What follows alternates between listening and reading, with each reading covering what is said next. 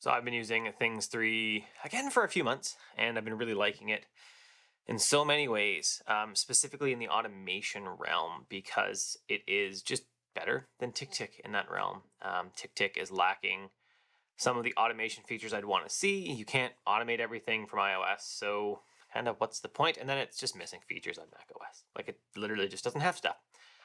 But there is still one problem with Things 3 that we're going to look at, and it comes with its automation and with shortcuts and just how it handles that. So today we're going to look at building a shortcut that I use kind of as the base for all of my Things 3 shortcuts, which detects which device you're on, your iPad or your iPhone, because that matters in the automation department here. Now, before we get going, two ways to support the channel. Number one is to go to curtismchale.ca/skillshare, where you can take my TickTick course that's coming up. That's already out, actually, and I also have a time blocking course that is like just finishing editing the videos. And then I have a planned Things 3 course coming up as well. The other way is to go to patreon.com/curtismchale, support the channel. Buckle up. So this is our default shortcut right here. And what this does is it uses get device model, and then it uses if device model contains iPad, we put our iPad automation in here. And if device model contains iPhone, we put our iPhone automations in here. And the reason we need to do that is that iPad is a different purchase from the iPhone. It's not a universal app, which means that the automations are separate.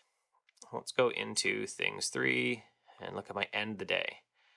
Right? You can see in here I've got get device model, and this is the iPad stuff. So I've actually put in here about adding projects, and I've put in like kind of some of the shortcuts I'll need in here, because then I will need to copy them later into my iPhone version. You can see I don't have it, right? There's no right here. I can view the app in the App Store, but there's nothing right here for the iPhone app. So the automations won't run.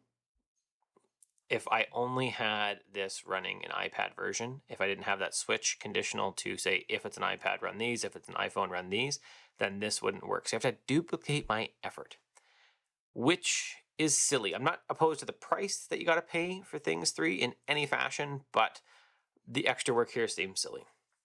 That's really it. I'll put a link to this default shortcut that I start with right there. The Things device switcher in the show notes so that you can have this and you can use it to start your own automations. I recommend once you figure out, say, the URL scheme or the automation you want, that you add a comment and you just paste it into the iPad one. And then when you go over to your iPhone, because then you got to work on that little screen, that you copy and paste it over there as well, because you've already got it in your comments. That's it. If you like the video, thumbs up below. That helps YouTube tell people that these are cool videos. If you really loved it, then you can subscribe, and you're supposed to hit the bell because maybe YouTube will let you know some new video comes out, but who knows. And two ways to support the channel again is to go to patreon.com/curtismchale for supporting the channel, or to go to curtismchale.ca/skillshare, take one of my courses. Have an awesome day.